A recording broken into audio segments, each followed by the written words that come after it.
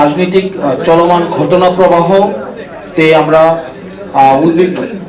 সেটি হচ্ছে যে উনি জানতে চেয়েছেন যে সেখানে সেনাবাহিনী হস্তক্ষেপ করছে কিনা বা কোনো প্রভাব রাখার চেষ্টা করছে কিনা। সেই বিষয়টি নিয়ে আমরা সন্দিহান, যেহেতু আমাদের সাথে যে আলোচনাটি হয়েছে সেনাবাহিনীর ঊর্ধ্বতন কর্তৃপক্ষ কর্তৃক, সেটি হচ্ছে আমরা মনে করছি সেটি রাজনৈতিক বিষয়ে হচ্ছে হস্তক্ষেপ করা। রাজনীতিবিদরাই নির্ধারণ করবে রাজনীতির ঘটনা প্রবাহ বা চলমান যা কিছুই পরবর্তী রাজনীতি কোন দিকে যাবে সেটি রাজনীতিবিদদের হাতেই থাকা উচিত। তো সেই জায়গায় আমরা সন্দিহান বলেই হচ্ছে আজকে গতকাল আমার স্ট্যান্ডটি নিতে হয়েছে। আর যেটি বলেছেন যে 5ই অগাস্টের পরে আমাদের ফর্মাল ইনফর্মাল আমাদের সাথে সেনাবাহিনীর বিভিন্ন জায়গায় বিভিন্ন প্রোগ্রামে আমাদের দেখা সাক্ষাৎ হয়েছে। আর 11 তারিখের যে মিটিংটি সেটির প্রেক্ষাপট ভিন্ন ছিল।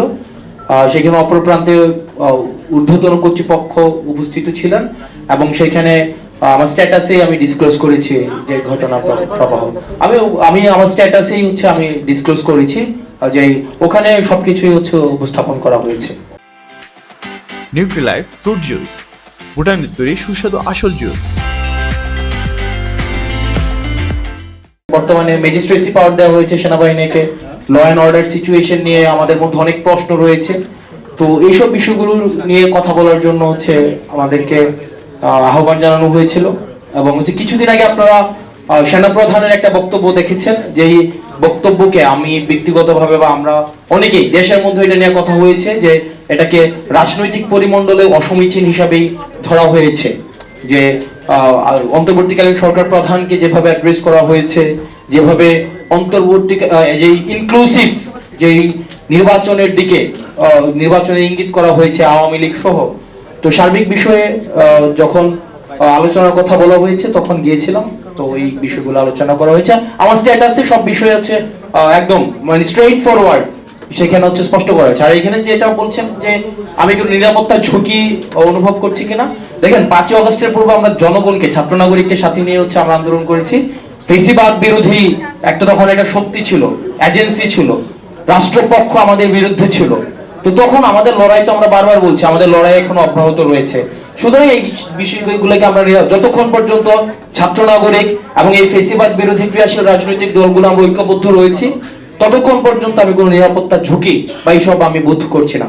5ই অগাস্টের পরে আওয়ামী লীগ পুনর্বাসনে আওয়ামী লীগ একটা বারবার আমরা বলছি যে এই দলটা এখনো পর্যন্ত কোন জায়গায় আপনারা দেখছেন রিগ্রেট ফিল করছে কোথাও অপরাধের ও যে একটা গণহত্যা চালাইছে এটা তো অপরাধী স্বীকার করে নাই।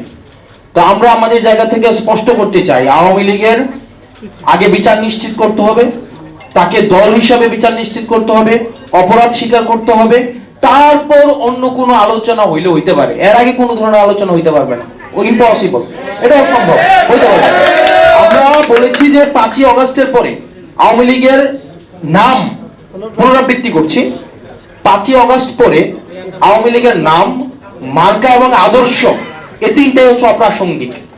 এখন এটাকে যদি মানে বিদেশি ষড়যন্ত্র অথবা দেশীয় কোনো ষড়যন্ত্র বা এজেন্সি থেকে কোনো ধরনের এখানে অপচেষ্টা চালানো হয়, সেক্ষেত্রে আমরা সাধারণ মানুষের কাছে কমিটেড, আমরা ছাত্র নাগরিকের কাছে কমিটেড।